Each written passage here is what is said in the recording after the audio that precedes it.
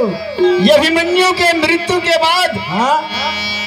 अर्जुन हेते ना एकदम धनुष बाण रख दी काबर भगवान करे कहे भगवान जेकर पर मैं लड़ाई करत रहे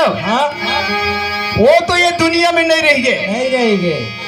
तो मैं काकर पर लड़ाई करूं। अरे हर कोई माँ बाप सोचते आज मैं कमा के रखा काली मोर बेटा हम उठा बांध के रोटी खाएगी के लेकिन मोर बेटा है दुनिया से चल दी तो मैं का कर लड़ाई करूं। भगवान कृष्ण कहे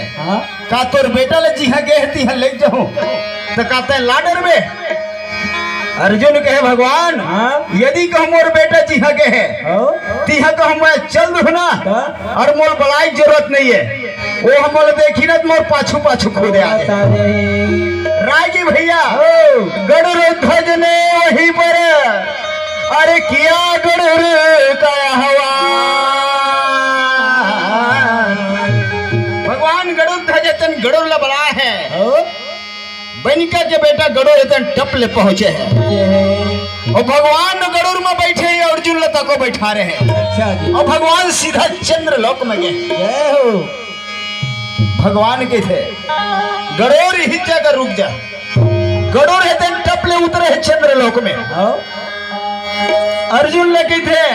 अर्जुन वाही दे तोर बेटा लड़ाई कर ये अभिमन्यु तेना एक जन दैत्य कर लड़ाई करत रही भैया बाण के बरसा